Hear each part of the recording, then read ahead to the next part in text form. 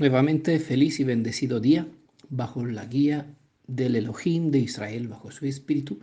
Continuamos con el estudio del libro de Oseas, con el capítulo 4. Y vamos a presentar en esta ocasión la parte 4. ¿Vale? En ese día vamos a tener en cuenta los versos del verso 9 al verso 14, dejando 5 versos más del verso 15 al verso 19 para una parte futura. ¿Vale? Estamos bajo la serie Profecías al Día porque lo que sucedió pasará y lo que está pasando ya sucedió. Por ende, para comprender el futuro no necesitamos acudir a adivinanzas, simplemente basta retroceder en el pasado de nuestro pueblo para comprender, para ver, para seguir, para observar, para mirar el principio causa-efecto, para mirar la lista de lo que hicieron nuestros padres, para ver las consecuencias de sus actos y así saber lo que estará por venir o lo que está ya pasando. ¿Vale? Esto nos ayuda, el conocimiento en ese sentido nos ayuda a no solamente para recuperar nuestra herencia, sino también para poder cambiar nuestro futuro. ¿Vale? ¿Por qué cambiar nuestro futuro? Porque a causa de la falta de conocimiento tenemos un futuro, mal. ¿Vale? Por ende, para tener un futuro bendecido y feliz, tenemos que aprender a enmendar, enderezar, corregir, cambiar la actitud, las acciones de nuestro Padre a fin de poder recuperar la bendición que ellos han perdido. ¿Vale?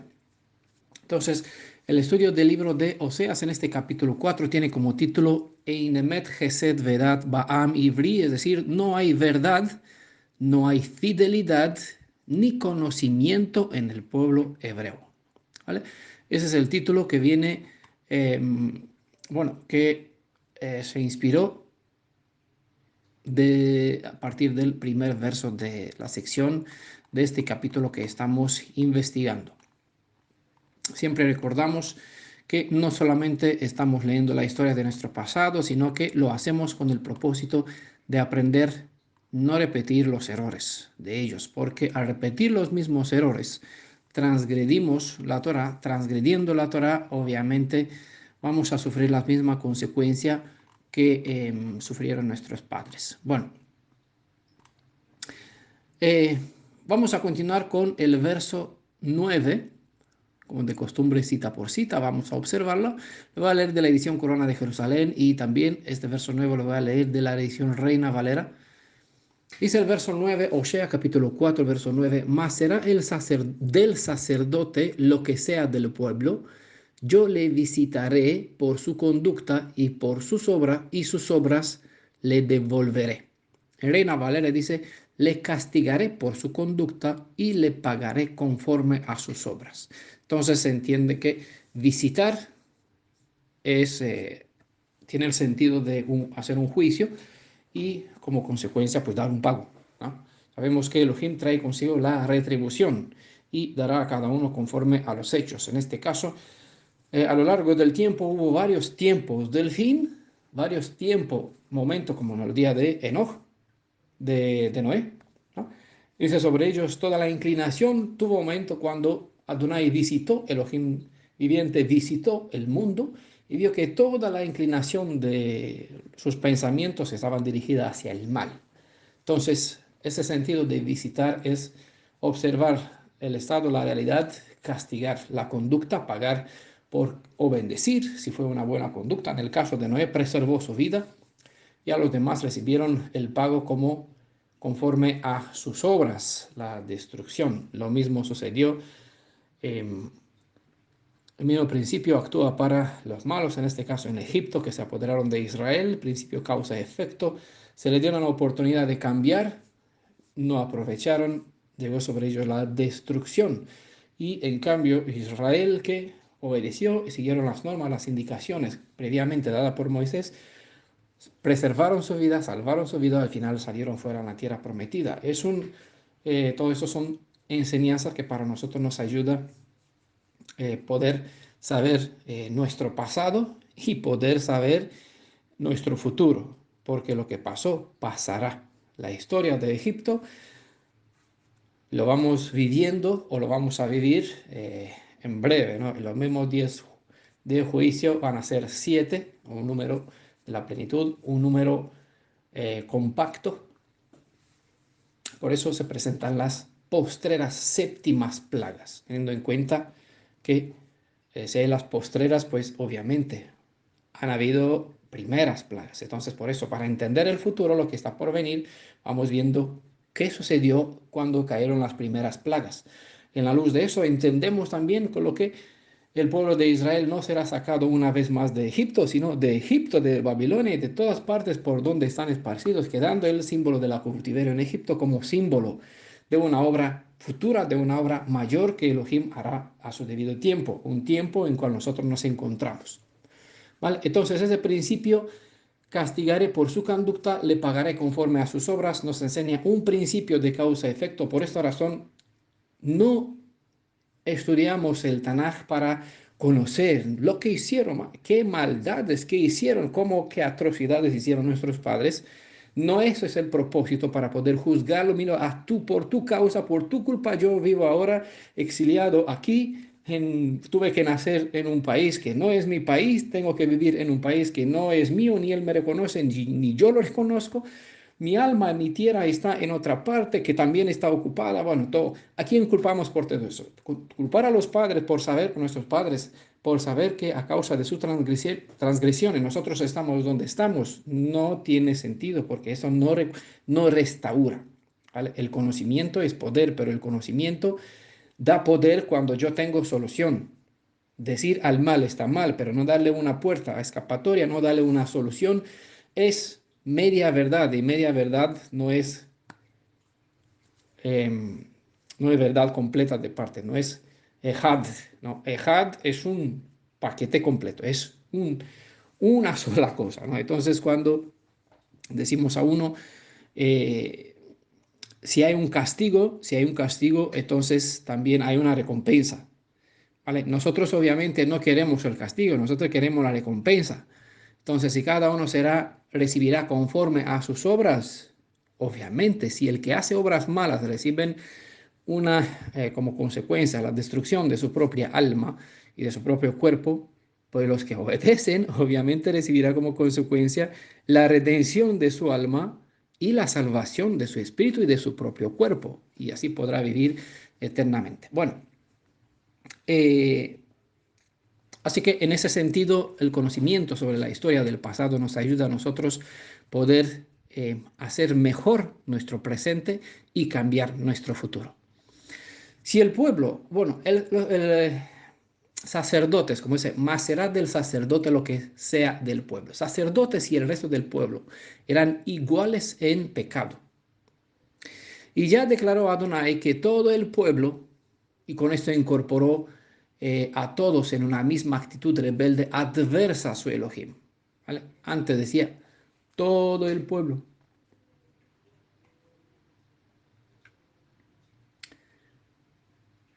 El verso, bueno, los versos anteriores, habla aquí de todo el pueblo, cuando dice también tu madre destruiré, caerá de día, caerás también contigo el profeta y también de noche, porque desechaste el conocimiento, mi pueblo fue destruido, pero el conocimiento, aunque fue a través de la Torah entregada en las manos del sacerdote, fue dado a Israel, ¿vale? Y el sacerdote con Israel es un ejad, es parte de una misma nación. Por ende, por igual, le corresponde el derecho a tener conocimiento. Así que en este caso decir, porque el dirigente está mal, yo seré mal, no es la conducta más apropiada, porque cada uno pagará por sus hechos. Visitaré la conducta, por su conducta y por sus obras le devolveré al pueblo como nación ante Elohim y a la persona para con su Elohim. ¿Vale? Hay juicio y juicio. Recordamos que en Ezequiel 37 o 34 hay un juicio que se hace para los pastores respecto a las ovejas, el maltrato que ellos hacen, pero también hay un juicio entre oveja y oveja, porque las ovejas gordas pisotean las aguas para que las flacas no se alimenten bien. ¿no? No solamente un juicio entre ovejas y cabras, sino entre ovejas y ovejas. Por eso es importante tener en cuenta que Israel, sea que recibe un castigo a causa de los dirigentes o porque todos actúan mal, el pecado de cada uno recibirá su recompensa. A nivel del pueblo, pues estamos donde estamos. Ahora, que el pueblo será restaurado, el pueblo es formado de personas. Las personas que contratan al abogado, al consolador, al Goel, tendrá redención para ser reincorporado o restaurado dentro del pueblo. ¿Vale? Se habla de los demás y los sacerdotes aquí. Mas será del sacerdote lo que sea del pueblo. Se habla de los demás y los sacerdotes como un solo hombre, por ser en pensamiento y actitud un mismo cuerpo. Eso es el mismo concepto que expresa el término ejad, pero en este sentido usado en una mala práctica. ¿Vale? Tenemos que ser una. Shaul habla de este concepto de unidad, de ejad, donde todos estamos unidos en un mismo cuerpo, hay una fe, un Elohim, un bautismo, todos estamos unidos en un mismo cuerpo, aunque somos diferentes miembros, obedecemos las instrucciones de la cabeza, que en este caso es Mashiach, es Yeshua. ¿Vale? En el Tanaj se presenta como Elohim, como Adonai, pero como Goel, como Redentor, se presenta como Mashiach en los escritos apostólicos. Si el pueblo es igual en culpabilidad como el dirigente, por igual los dos serán en compartir el castigo. Esta verdad está presentada en Isaías capítulo 24, verso 2, citas que espero que usted la lea como de costumbre. Voy a presentar algunas citas para ahorrar tiempo. Ustedes paran, abren las escrituras, sea que están leyendo por escrito en la guía de estudio de esta presentación o están escuchando el audio, pueden poner en pausa y abrir las escrituras para leer las citas. Así enriquecer el conocimiento y crear el contexto para que entienda mejor. Está escrito que a cada uno se le dará el pago conforme a sus obras. Eso es lo que declara Proverbio 1:31. Comerán del fruto de su conducta. Y creo que conocen el dicho, porque lo que uno siembra es lo que cosecha. Siembran viento, cosecha tormenta. Siembran culto a deidades ajenas, se pondrán o se convertirán en enemigos del Elohim de Israel. Y por ende se situarán fuera de la alianza y al transgredir las normas que la Torah enseña, automáticamente a través de esta transgresión, actitud rebelde contraria, rompe la alianza.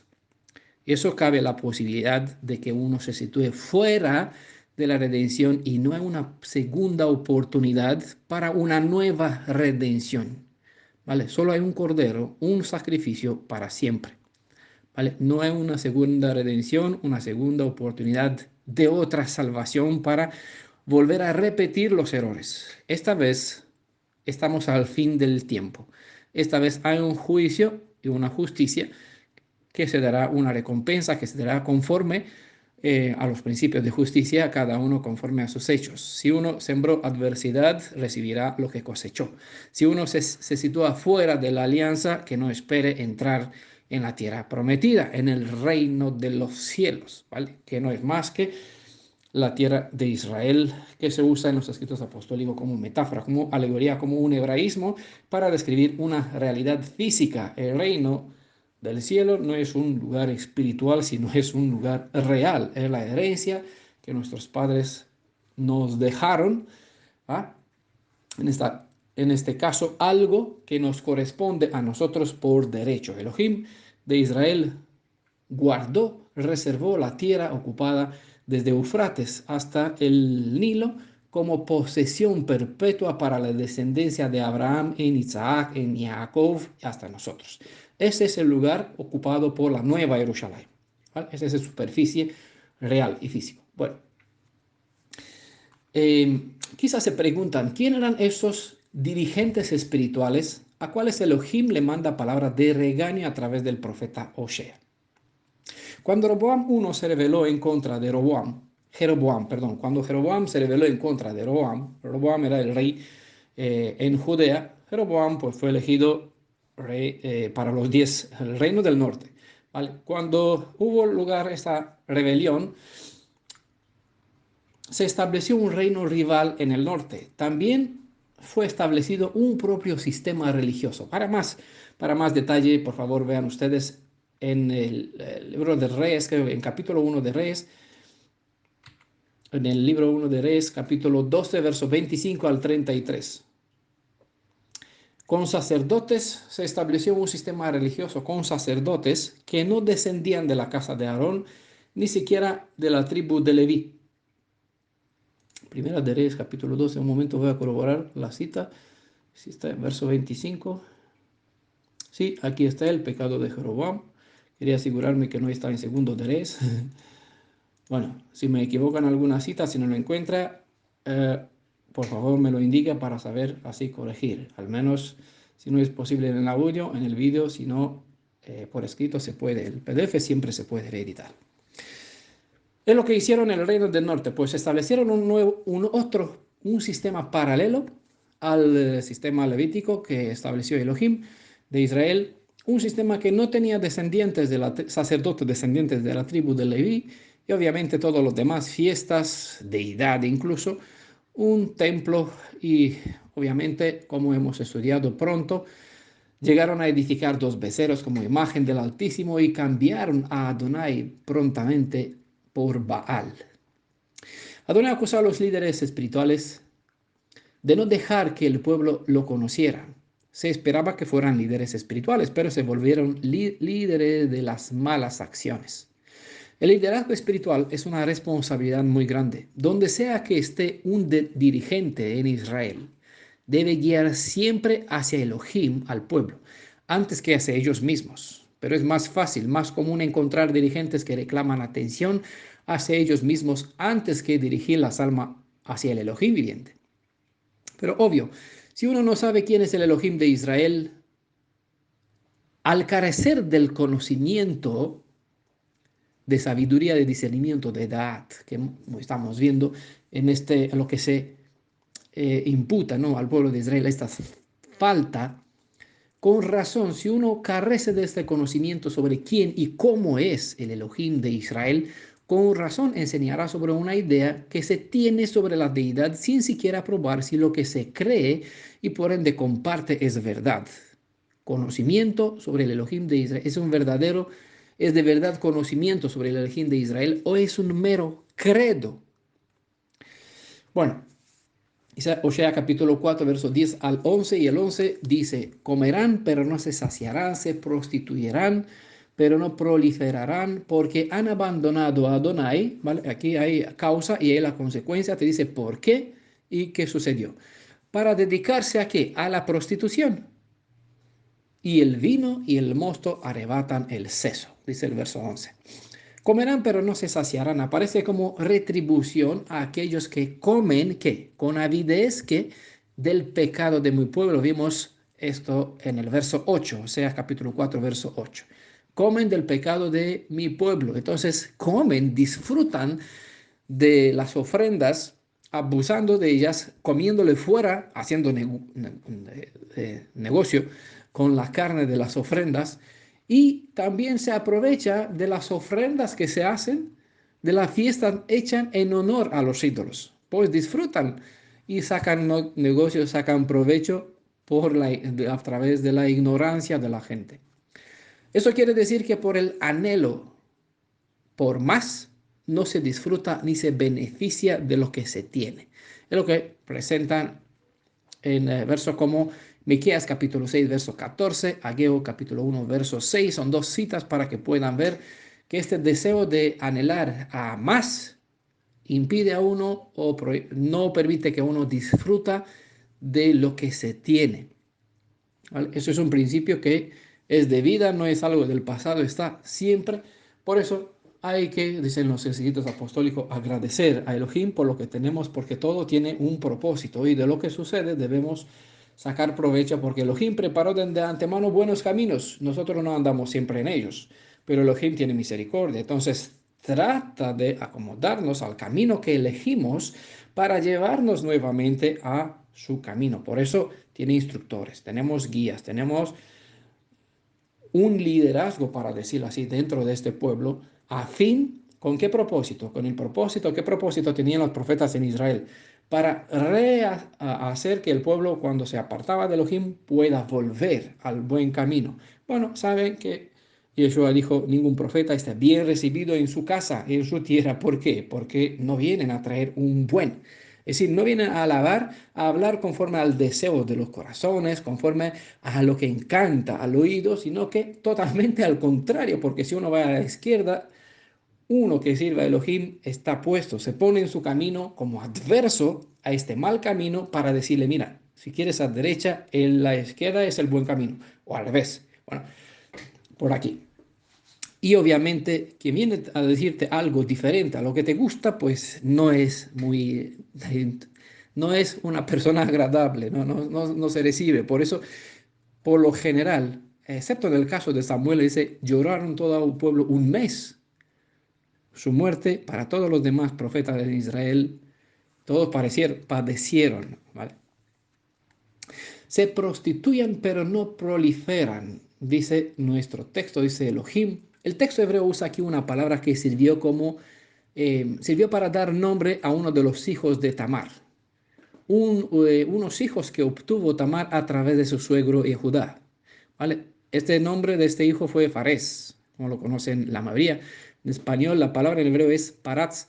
De aquí el significado es romper, hacer estragos. ¿Con qué fin? Para multiplicarse. La cita está en Génesis 38, verso 29, con la historia de Tamar, con el nombre de este hijo que abrió brecha, ¿no? De aquí el nombre, ¿cómo te abriste brecha? Y le puso por nombre Fares, como suena en español, Paratz. No proliferarán. Es usado aquí en el sentido de dar a luz a muchos hijos con el propósito de cumplir con lo que Elohim prometió hacer a favor de Abraham. Según dice en Génesis 28, verso 14, él prometió que tu descendencia, la descendencia de Abraham, sería como mucho linaje, es como las estrellas comparada con la arena del mar, muchedumbre, ¿no? Vimos en los versos anteriores, en uno de los versos anteriores, que ellos gozaban, que esta honra, esta gloria que tenían, que somos muchos, Elohim la cambiará en ofrenda, en desgracia, porque trataban de cumplir, de ayudar a Elohim a aumentar el número de los hijos de Israel, en este caso acudiendo a prácticas anti-Torah.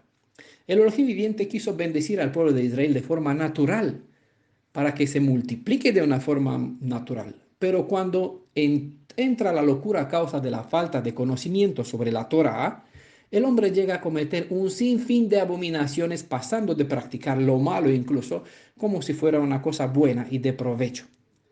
Esta cosa le ocurre hoy mismo a muchedumbre de hermanos, parejas, familias que engendran hijos bajo el concepto pentecostal de todo lo que me da Dios, por entre comillas. Eso es así porque al principio él dijo, creced, multiplicados y llenad la tierra. Bueno, entonces, muchedumbre no usan métodos para no engendrar hijos, entonces practican cierta intimidad sin tener en cuenta las consecuencias. Entonces se encuentra con hijos que vienen en un momento inadecuado, cuando no están preparados, cuando no tienen capacidad ni recursos financieros, ni capacidad emocional, ni están preparados para crecer uno al lado de dos, tres, cuatro, quien más les llegan, y entonces colapsan y la gente, pues, ni los hijos crecen bien, ni ellos pueden enseñarles bien. Bueno, todo un desastre.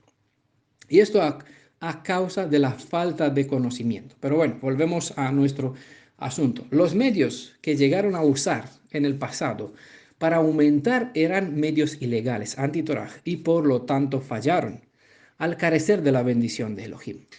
Tener más de una mujer o tener intimidad sexual con otras personas que no son tu esposo o tu esposa, bueno, según el caso, o el concepto de la poligamía. Muchos conocen quizá este grupo religioso que son los mormones, ¿vale? Ellos son muy polígamos. Un hombre puede tener varias mujeres. Lastimosamente, este concepto existe también entre ciertas redes mesiánicas, donde se enseña que un varón es el protector de la mujer, por ende, por excelencia, si una mujer, o como extensión de este concepto. mejor dicho, no por excelencia. Si una mujer no tiene cubierta encima de su cabeza, no tiene por qué se aprovecha de ciertas citas, perecerá, no tiene redención, no tiene cobertura. Entonces desfallecerá, morirá, ¿vale? Y entonces hay varones que dicen, bueno, tomo a más mujeres como esposas, hay por aquí. Algunos creo que uno por aquí en Madrid, incluso aquí en España, un líder mesiánico de este. Bueno, este concepto de poligamía para nada es bíblico, va en contra de la Torah de nuestro Elohim. Cuando un varón y una mujer tienen relaciones íntimas, como declaró al principio el Creador, al principio de la creación, los dos serán una sola carne.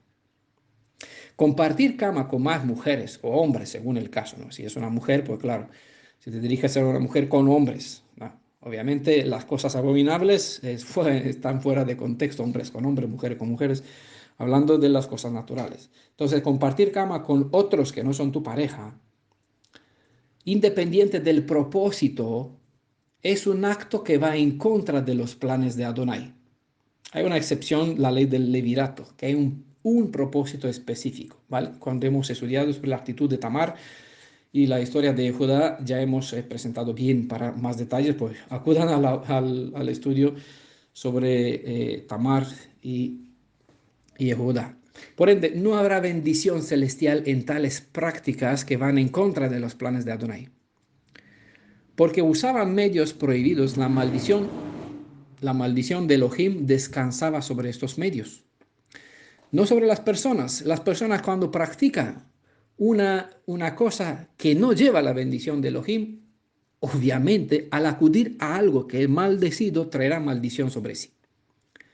La codicia y la lujuria eran ambas violaciones de las leyes naturales de Adonai y por lo tanto producen un resultado antinatural. Como ejemplo, Abraham cometió el error de tomar en cuenta el consejo de su mujer e hizo algo que trajo desgracia sobre su linaje hasta la fecha. Sara quiso ayudar a Elohim a cumplir con su bendición celestial, usando un método humano sin pensar qué repercusiones podría tener sobre la vida de su familia, el método que ella iba a usar para ayudar a Elohim. Como el resultado, en lugar de obtener felicidad y bendición, obtuvo amargura y desgracia. Eso sucede cuando el pueblo no aprende del ejemplo o de los errores de los antepasados.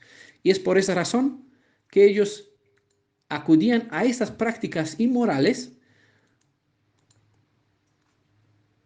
Verso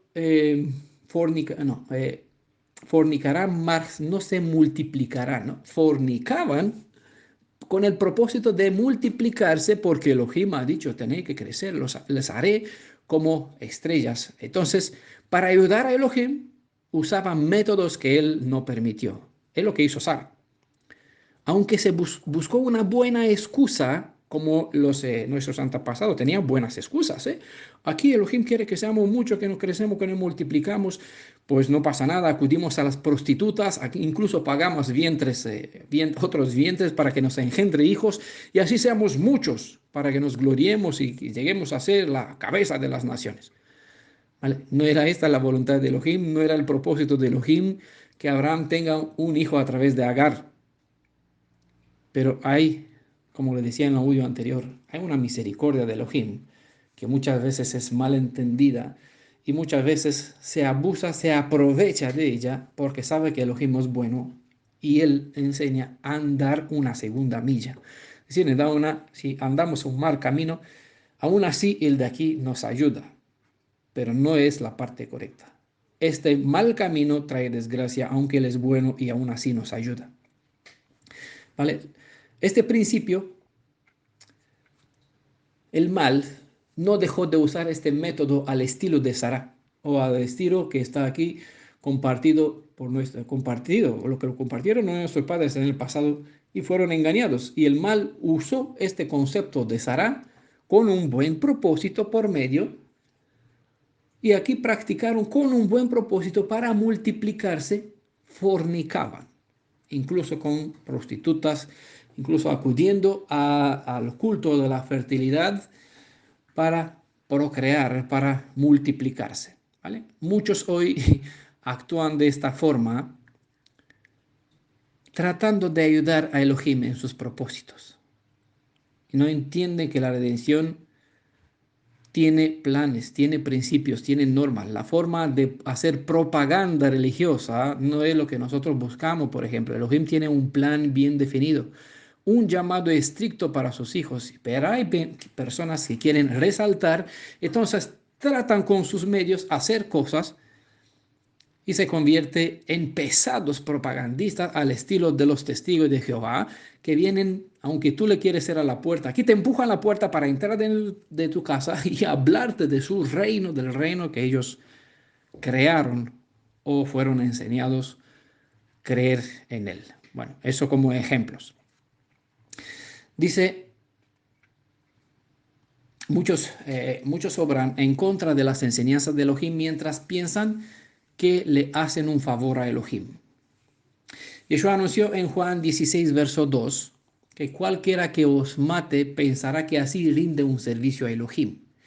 Y en este camino anduvo Shaul, él fue educado, Pablo, en este error, y por eso enseñaba que hace bien.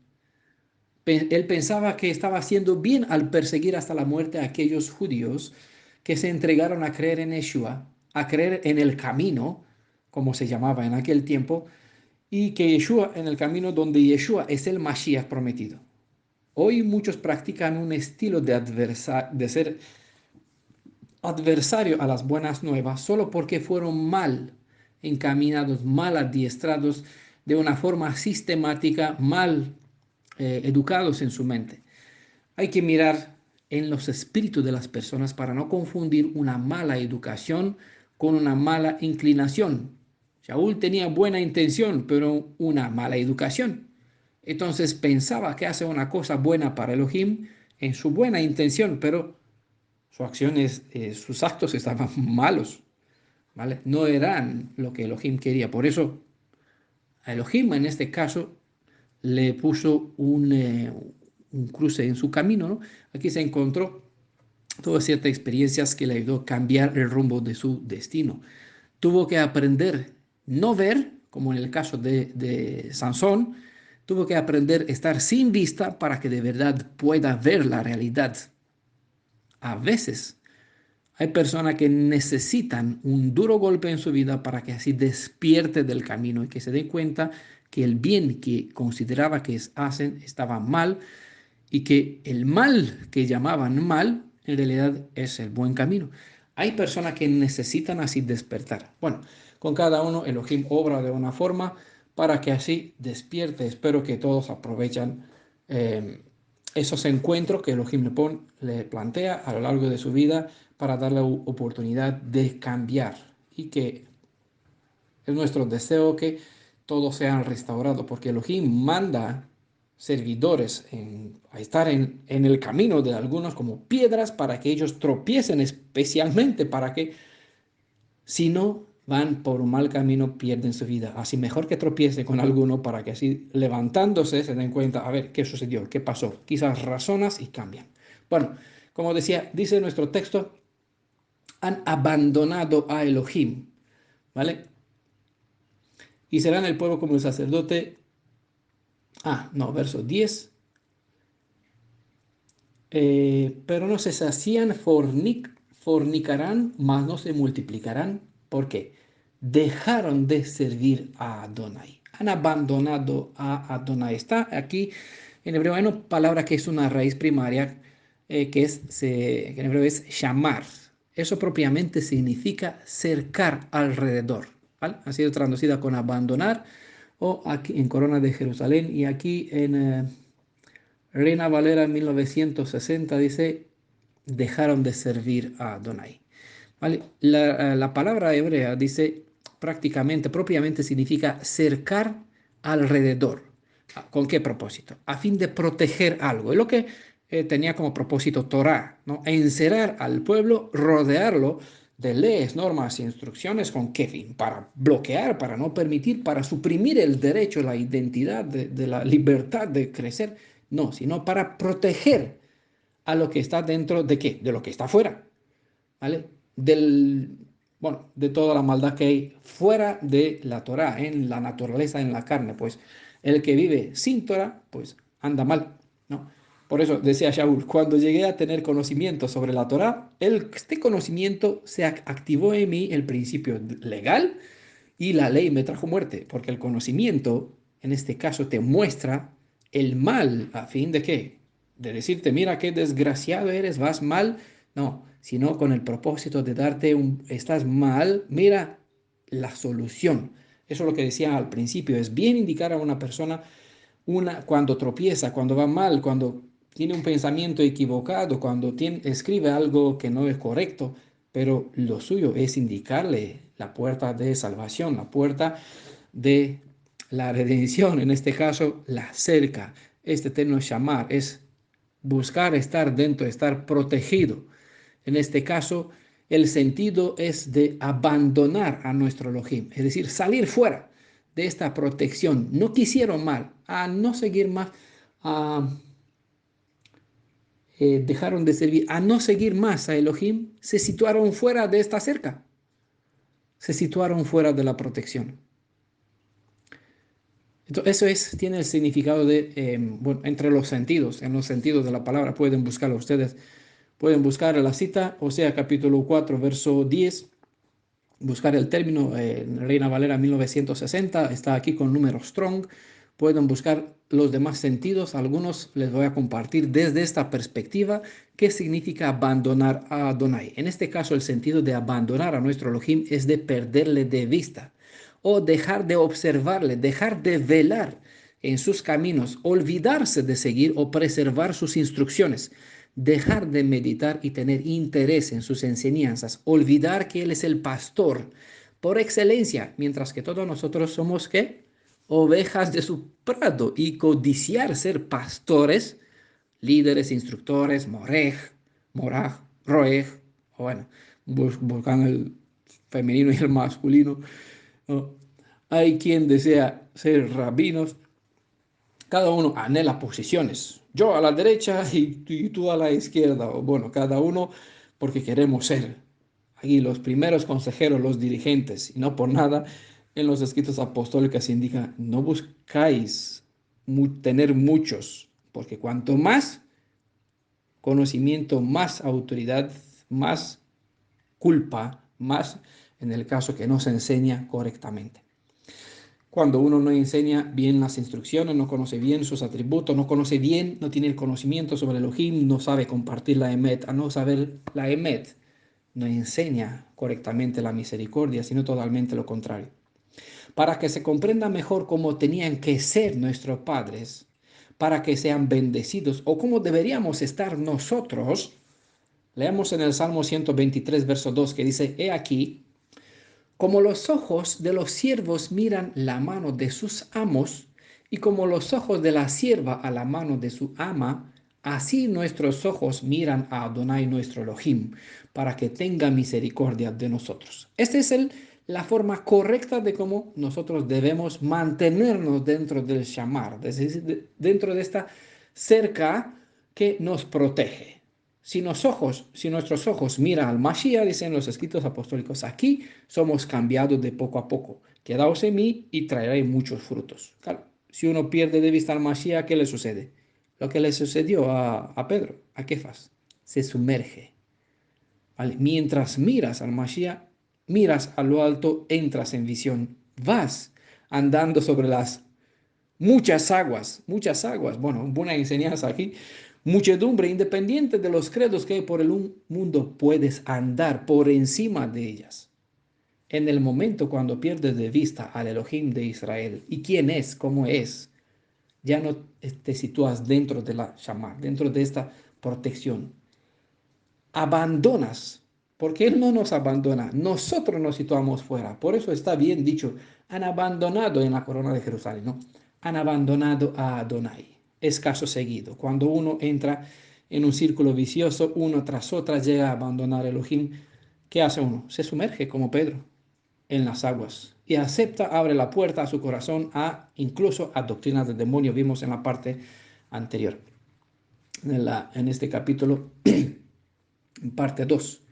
¿Vale? Creo que he dicho al principio que parte 4, que para parte 3 queda una cuarta parte para este capítulo 4, del verso 15 al verso 19, ¿vale? Será la última parte. Para que, bueno, el bueno esta cita del verso 123, Salmo 123, verso 2, para que entienda cómo debemos estar, para que así mantenernos en esa condición, obtener misericordia, el Gesed, para nosotros, ¿vale? El conocimiento nos trae misericordia. Tan pronto como el hombre deja de mirar a Elohim, cae por sí mismo en pecado. Por el peso de uno mismo se sumerge, por la naturaleza.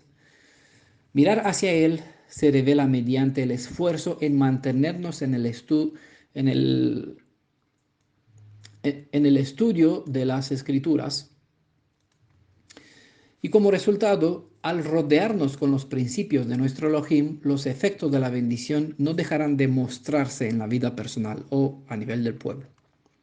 Beber no está prohibido en las Escrituras, pero que uno exceda en la bebida y con esto perder el sentido del buen juicio puede llevar a uno al pecado.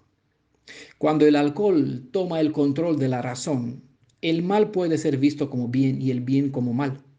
Cuando esto ocurre, uno puede llegar a invocar deidades ajenas, aun siendo estos mitos deificados, objetos de madera o alguna piedra, y como evidencia les invito a que lean dos citas, ¿verdad? Jeremías capítulo 2, verso 27 y Habacuc capítulo 2, verso 19. Aquí dice, fornicación, vino y mosto quitan el juicio, ¿vale? Son dos palabras. Yaín en hebreo es vino como fermentado, es decir, eso trae a su vez intoxicación, es decir, hay un efecto creado por un banquete que un bebedor, en este caso, llega a embriagarse, sea por una libación, es decir, por un derrame, uno bebe, pues bueno, en ese sentido el vino yaín es vino fermentado, convertido en alcohol, ¿vale? Hay ocasiones donde aparece como mosto y hay ocasiones como por lo general se traduce con vino, ¿vale? Y el segundo término es tirosh, que es igual jugo de fresco de uva, mosto como jugo de fresco de uva. Y esto en el sentido de como acabado de exprimir, ¿vale? Rara vez aparece como vino fermentado. Tanto el vino como el mosto son jugo de uva, ¿vale? Uno es recién exprimido, otro es fermentado. Por eso muchas veces los traductores, a no hacer diferencia entre los términos, entre los conceptos, en los escritos apostólicos aparece en todas partes vino. Y cuando uno ve vino por el concepto que tiene, dice, a la boda de Caná, pues aquí convirtió el jugo de uva en mosto. Y la gente pensaba que eso es bueno. Una boda, quizás en el otoño sí que se presenta aquí vino, jugo de uva fresco, pero los jugos de uva fresco no alegra el alma. Es un símbolo de la bendición y del crecimiento, de la multiplicación, pero el jugo de uva fermentado, el vino, el yaín, es el que trae alegría porque anima el alma, ¿vale? A nivel espiritual, el mosto es símbolo de bendición, trae alegría y gozo por la bendición, pero el que alegra el alma en el sentido físico es el vino, ¿vale? Claro, cuando se pasa de un cierto límite, aquí ya se pierde el buen juicio, por eso decía, no cabe al rey, no es bueno que el rey beba, porque al emborracharse ya pierde la facultad de juicio, eso es la cosa mala. Entonces, pero beber nunca está prohibido. ¿Vale? Sobre Daniel, muchos hay quienes mal enseña pensando que Daniel, el profeta Daniel, no bebía, no comía carne. Él está bien indicado que durante 3 semanas no bebió bebidas y no comió carne, ¿vale? No significa que después, antes o después de estas 3 semanas no comió carne y no bebió bebidas. De hecho, es una instrucción, es indicación en la festividad de Pesaj compartir, no la copa de Tirosh, no la copa de Yaín, de vino, ¿vale? Y el vino es parte de las leyes dentro de la Torah Yaín y también aparecen aquí como indicación para la festividad de Sukkot. Convierta el diezmo reunido a lo largo de los 3 años y compre bebidas fuertes. Ese es otro término que no tiene nada que ver con yaín ni tirosh. Son bebidas, como decía ahora, en el lenguaje actual, whisky. No puede comprar vodka. Esas son bebidas fuertes. En aquel tiempo, pues creo que la más fuerte no superaba 14 grados, ¿vale? No superaba 14 grados. Ya tras un proceso de destilación. Ahora en los tiempos más modernos llegan a 40, 90 grados, incluso el alcohol más puro, refinado. El vino y el mosto son parte de la bendición para Israel. Y las bebidas fuertes están permitidas, pero cuando estas bebidas se mezclan con las prácticas ajenas a nuestra fe, según el contexto, el contorno donde uno, con quien uno se sitúa, el que no tiene dominio sobre su cuerpo puede caer fácilmente en tentaciones de todas las clases. Aquí dejo la puerta abierta a todo lo que cabe según las debilidades de cada uno. Perdiendo de vista al Elohim de Israel, se han situado fuera del escudo protector y como el culto a un Elohim ajeno involucraba el alcohol hasta perder la razón, no es sorprendente cómo resultó que los sacerdotes, quienes fueron ungidos para ser santos, consagrados para Elohim, Kadoshim, han llegado a practicar tales abominaciones. Es bueno que tengan en cuenta una cita que se encuentra en Isaías 28, verso 7, ¿vale? Entendiéndolo dentro de su contexto del sentido común. El verbo lakaj significa quitar, alejar, apoderarse, arrebatar, capturar, ganar, tomar.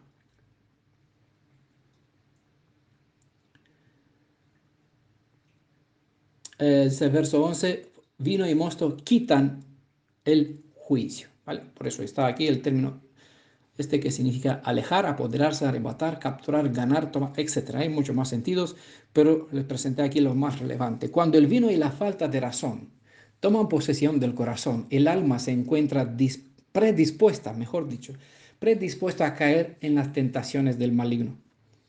Es sabio eh, que el mucho vino puede abrir la puerta al desenfreno y como consecuencia llega uno a ser privado de su mente y comprensión correctas, ¿vale? Entonces, eh, las escrituras solo siempre te enseñan el dominio propio, adquirir dominio propio sobre uno mismo, ¿vale?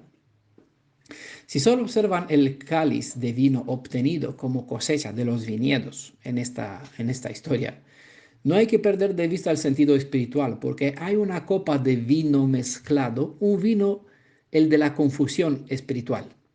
De este vino no debería estar borracho ningún hijo de Jacob, pero como nuestros padres han bebido de esta copa hasta la levadura, es normal que hoy veas borrachos, aunque no del fruto de la uva, de la vid, sino del vino de la confusión, deambulando por todas calles, en todas partes del mundo, en todas las redes sociales por donde entres.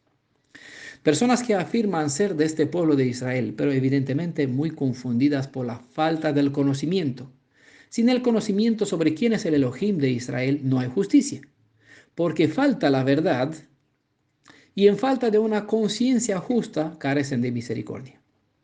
Entre las locuras a las cuales llevan las faltas indicadas, estas tres que dan nombre a que están en el primer verso, en el primer verso, como se presenta en el primer verso, y bajo el efecto del vino de Babilonia, uno llega a adorar cualquier clase de mito deificado. Y por lo tanto, dice el verso 12 de Osea capítulo 4, mi pueblo consulta a su madero y su palo le adoctrina. Fíjense. ¿Por qué? Porque un espíritu de prostitución le extravía. ¿Y qué hicieron? Se prostituyen sacudiéndose de su Elohim. En Isaías capítulo 44, verso 18 se indica que debido al hecho de que abandonaron al Elohim viviente, perdieron la capacidad de razonar y quedaron en tinieblas, ya que sus ojos espirituales se apagaron. Como prueba de la falta de conocimiento, la mente se entenebrece y por lo tanto la conciencia deja de ser activa. Este verso describe un mal que se practicaba en Israel. Israel fue enseñado a través de la Torá que el sumo sacerdote tenía sobre sus hombros dos piedras, Urim y Tumim. Si no había un profeta para preguntar sobre la voluntad, a quien preguntar sobre la voluntad de Elohim, se podría acudir al sacerdote para que mediante esas dos piedras se le indicara qué hacer.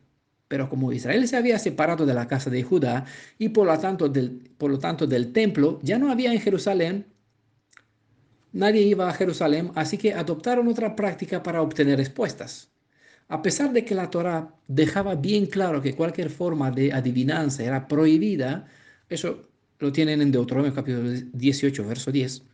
Cuando no se hace caso a las indicaciones del Elohim viviente, se hace caso al Elohim de este mundo, el padre de las mentiras y los engaños. Esta práctica de consultar al madero se llama adivinanza. Esta clase de adivinanza tiene un nombre especial, rabdomancia, que significa adivinar mediante el uso de la vara. Hay muchas prácticas, bastante demasiado. Les voy a hablar un poquito sobre esta práctica donde el palo adoctrina, o el palo, un madero que enseñaba, bueno, y el leño, dice Reina Valera, mi pueblo a su ídolo de madera pregunta y el leño le responde. Bueno, sabe que un trozo de madera no contesta, que está muerto. ¿Vale? Por eso hay un espíritu de prostitución que extravía. Y este espíritu les enseña o les habla a través de esta práctica que se llama rabdomancia, ¿vale? El que practicaba esta cosa usaba una vara de madera que estaba descortezada solamente por un lado y la tiraba para arriba.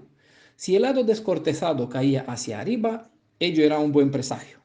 Y si quedaba hacia abajo, y si quedaba, no, ¿cómo le vuelvo a decir? Si el lado descortezado caía hacia arriba, esto era para ellos un buen presagio.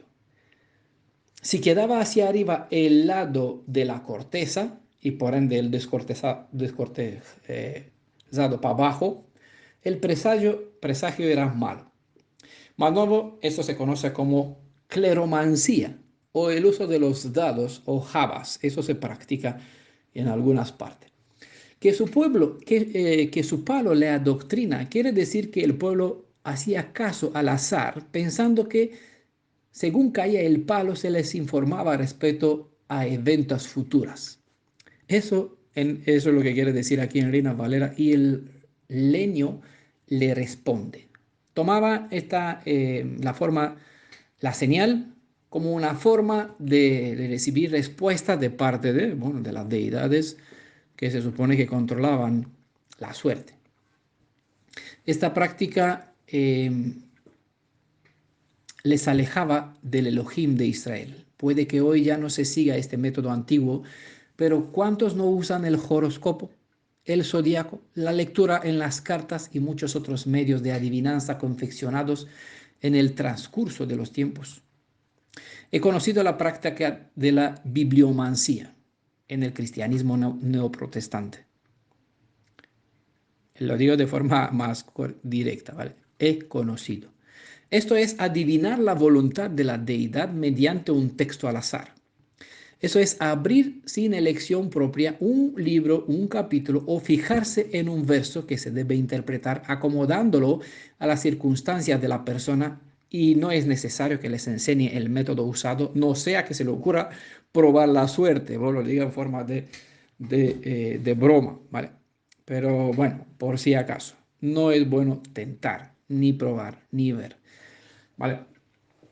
Quizás algunos saben sobre el uso de libromancía, ¿no? Donde uno ata con una cuerda un libro y aquí le muestra la dirección, cierta dirección. Bueno, hay métodos y métodos, hay diferentes variantes. No es bueno.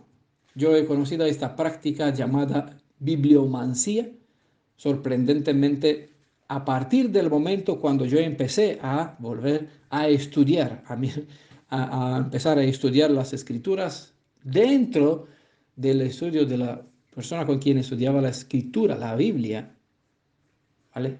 Aprendí esta práctica de usar la suerte. Bueno, en aquel momento no tenía conocimiento de eso. Por eso está escrito: mi pueblo perece. Y yo andaba perdido a falta de conocimiento de los verdaderos valores, aún con la Biblia en la mano. Con una mala guía, mal guiado. Ciego, guiado por otro ciego. Obviamente andaba mal. Como pueden apreciar, todavía hay un espíritu de prostitución que hace extraviar a muchedumbre de almas hebreas por malos caminos. Las escrituras hablan bastante sobre la prostitución espiritual y este es el espíritu y este mal espíritu viene a causa de la falta de edad, es decir, de conocimiento.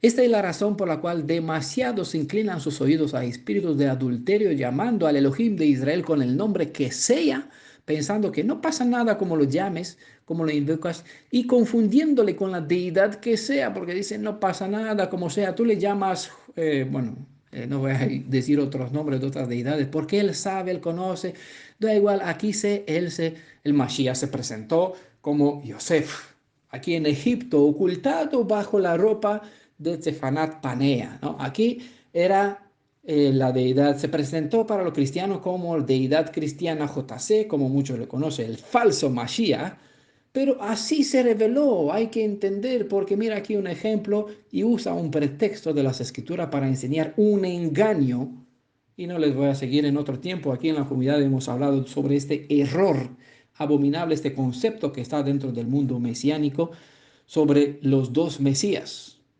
Mesías Ben Yosef y Ben David. Bueno, concepto para nada correcto, que enseña que hay un Yosef y hay un Yosef que se oculta tras el nombre de Tefanat Panea y en un cierto momento quita su vestido, se revela como yo soy vuestro hermano, no me conocieron tanto tiempo. Es decir, me invocaron con un nombre ajeno, pero en realidad mi nombre es Yosef. ¿Vale? Ese es un concepto usado malo dentro del Mesías, un engaño tremendo. Y muchos han caído en esa trampa y practican, invocan de una deidad ajena pensando con sincera intención que honran el Elohim de Israel. Si no hay quien les enseñe, ¿cómo tendrán el conocimiento? Y si ustedes que escuchan no lo adquieren, no lo recuperan, ¿cómo van a ir tras ellos? Y si lo tienen y no van tras ellos, cuando se encuentran, cuando Elohim les brinda la oportunidad de plantarse, situarse en el camino de estas personas y no les presenta, porque le van a perder como amigos, quizás por esta fobia, por este miedo, ¿cómo tendrán? Perece el pueblo por falta de conocimiento y lastimosamente no hay quien se le comparta, porque muchas veces los que tienen el conocimiento no lo comparten. Eso es tremendo. Bueno, solo han cambiado los nombres y las antiguas prácticas se han vestido de ropas nuevas, pero el resultado revela que el resultado de las prácticas del pasado es igual al resultado de las prácticas presentes. Por eso hay un espíritu de prostitución le extravía a esas ovejas extraviadas sobre los montes, todos los montes del mundo. Y muchos se prostituyen sacudiéndose de su Elohim sin saberlo, pensando que así lo venera. Siguiente verso es el verso 13, nos queda uno más. Sí, hasta 14 hemos dicho. En la cima de los montes sacrifican, en las colinas queman incienso bajo la encina, el chopo o el terebinto, porque es buena su sombra, dicen. Por eso, si se prostituyen vuestras hijas y vuestras nueras cometen adulterio. Los lugares altos, hemos hablado en otros contextos sobre eso, en el capítulo 2, eran elegidos en las prácticas idolatras para hacer los sacrificios debido al pensamiento que los sacrificios serían mejor recibidas al estar más cerca de los astros, lo que la Biblia llaman ejércitos celestiales, a los cuales adoraban debido a que Israel había abandonado la Torá y por ende a su Elohim. Han caído fácilmente en las prácticas gentiles venerando lo que la Torá les prohibían y lo que tenían que destruir han edificado. Vean, por ejemplo, Deuteronomio capítulo 12, verso 2. Se han descarriado por un entusiasmo desenfrenado hacia la adoración pagana y se dedicaban al sacrificio y a ofrendas, es decir, holocausto, en los lugares altos, altares que no eran autorizados por la Torá y en lo que se desarrollaba todo tipo de corrupción. Sacrificaban en cualquier parte, debajo de cualquier árbol grande que hacía buena sombra. Con vuestras hijas se refiere a las que fueron desposadas. Eso se entiende al ver la contraparte, es decir, sus nueras.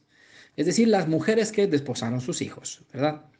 Las hijas ya casadas, las nueras, dedicaban sus cuerpos a las deidades femeninas de los fenicienses de Fenicia, ¿vale? Esa deidad del amor que se llamaba Astarte, bueno, uno de los nombres, porque según el pueblo tenía un nombre distinto.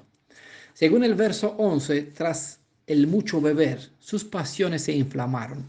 Las espesas arboledas fueron favorables a las fornicaciones y adulterios aquí mencionados. A imitación de esto, hay bastante otras naciones que tienen jardines públicas para poder esconderse a practicar estos placeres. Hoy no se siguen los lugares altos, pero sí a las personas con más altos títulos.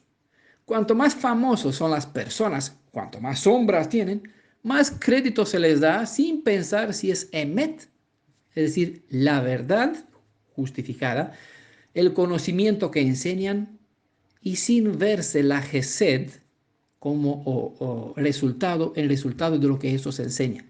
Las personas siguen porque uno es presidente, es doctor, es rabino famoso, dirigente, líder. Mira cuántos miles de seguidores tienen. Bueno, aquí tienen 5.000 millones de videos, horas y horas, porque compartió todos los libros de la Biblia. Mira, aquí tiene que ser famoso. Hay que darle crédito. Eso es seguir los altos en este mundo, los famosos, que tienen hacen buena sombra, bajo cuál como decía el libro de Daniel en la profecía, un árbol grande, bajo cuál encuentra sombra los animales, los peces, todo en tu reino, hablando de la grandeza de este dirigente líder de Babilonia, Nabucodonosor, ¿no? Él era el gran árbol. Aquí hay muchos árboles grandes, con mucha, mucho follaje, ¿no? Hace mucha sombra y hay muchedumbre de almas que se amontona bajo la sombra de esas personas, sin saber que llegará un momento cuando un ángel, un malaj, pondrá la hacha a raíz de este árbol. ¿Qué harán los demás? Tremendo, ¿verdad? ¿Qué harán los demás que se amontonaron bajo la sombra de un gran hombre, de una gran persona? En la religión cananea se pensaba que la prostitución sagrada era un medio de asegurar la fertilidad de la tierra. Se suponía que la relación sexual con una prostituta sagrada producía alguna acción favorable entre las deidades de la naturaleza y resultaba en que la tierra, bueno, es lo que esperaba, ¿no? Que la tierra produjera fruto. En el estudio sobre el capítulo 2 hemos visto que el pueblo hebreo se entregó a los abominables ritos de Baal Peor y Ashtarot, y así las hijas y las nueras siguieron el ejemplo de sus padres y esposos. Así que a las mujeres se les brinda cierta inocencia cuando son comparadas con los hombres que debían haber sido un buen ejemplo a sus hijas. Pero en vez de eso van con prostitutas, tanto las seculares como también las sagradas, con un buen motivo, dicen ellos, ¿no? Dicen aquí, para multiplicarse, para crecer, para cumplir el deseo, el propósito de Elohim, hacer de Israel una gran nación. El contraste hace que el castigo para las nueras, para las mujeres, sea como nada en comparación con el castigo impuesto a los hombres. Por esa razón, Shaul no culpa a la mujer por el pecado de coger la fruta, sino a Adán, porque él se le dio el mandamiento, el orden, no comerás, no te acercarás, no tomarás de él. Y así que trata de Adán como culpable. La justicia de nuestro Elohim reclama que el mal sea destruido desde la raíz, no por las ramas que son portadoras de frutos. Castigar a los hijos por sus pecados es justo, aunque ellos aprendieron de sus padres. Se nos enseña que el pecado debe ser quitado de sus raíces y por esto, mediante el proceso de la restauración, se nos reeduca en todos los valores a fin de dejar de echar la culpa a nuestros padres por las faltas que tenemos en nuestras vidas. A nuestra vez, somos padres y por ende debemos aprender lo correcto para guiar a nuestros hijos. en lo que es verdad. Los niños son imitadores por excelencia, aunque algunos piensan que razonan por sí mismos y que llevarán una vida diferente, no son capaces de razonar sobre el poder de la influencia. Igual pasa con los padres, que no razonan que sin querer la forma en cual actúan dejará marcas en la vida de sus hijos. Esos son observadores, imitan, ¿vale? Y el mal se pega más fácil a la vida de un niño que los 10.000 palabras que tú le hablas sobre la Biblia. Hoy en día no hay prostitución sagrada en ninguno de los lugares en que hemos estado, pero hay muchos que practican una forma de religión para satisfacer sus propios deseos y no para glorificar a Adonai. Verso 14. Y a vuestros, no visitaré yo a vuestras hijas porque se prostituyan, ni a vuestras nueras porque cometen adulterio, porque pues que ellos también se retiran con esas prostitutas y sacrifican las consagradas, con las consagradas a la prostitución, y el pueblo insensato se pierde. Vale, es el verso 14. Ahí quiero terminar con un salmo, el Salmo 139, verso 23 y el 24. Puede servirnos como una oración muy útil. Dice así: examíname, oh Elohim, y conoce mi corazón. Pruébame y conoce mis pensamientos,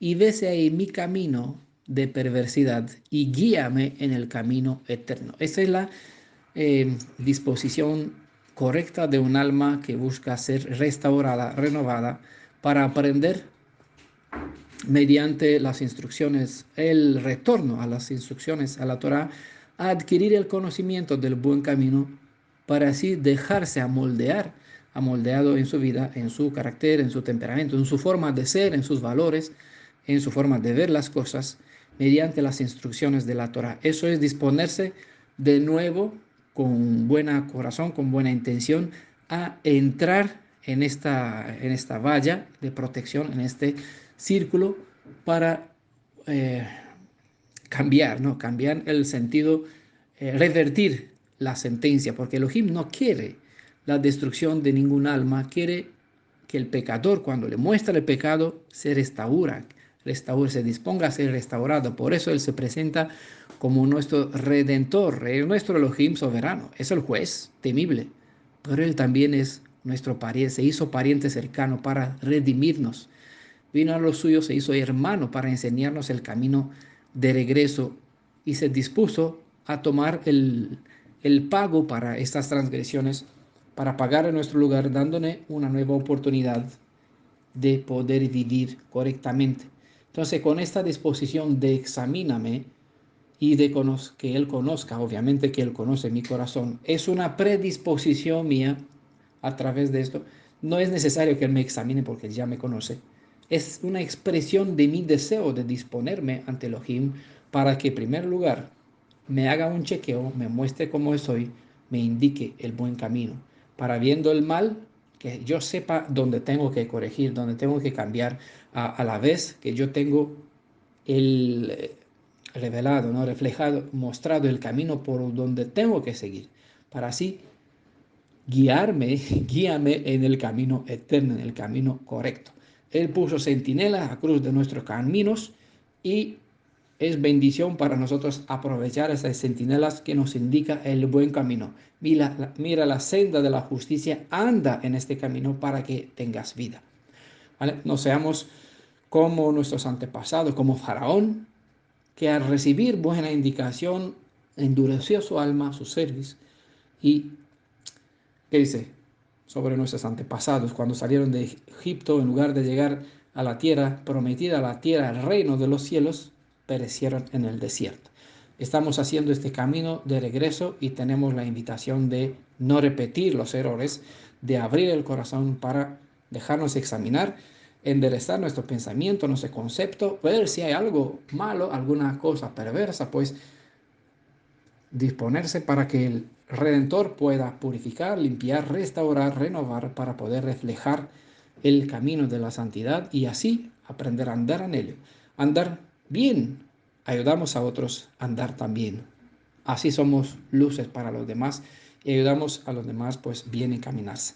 O sea que el Redentor y nuestro Elohim, Salvador, nos ayude a seguir en este permanecer, en este camino de la restauración, a fin de poder ayudar a los demás cumplir con este encargo de vaya a buscar a las ovejas perdidas de la casa de Israel, con el fin de restaurar esta gran nación, este pueblo redimido en su nombre. Al Yeshua, a su Padre también, toda la honra por lo que tenemos, por lo que podemos compartir con nuestros hermanos en su nombre. A Él la honra, a su Padre también, que Yeshua, que nuestro Redentor y Elohim esté con nosotros durante esta nueva semana y que nos prepare para poder completar en el Shabbat siguiente los versos que nos queda pendientes, del verso 15 al verso 19. Shalom a todos, Beshem Yeshua.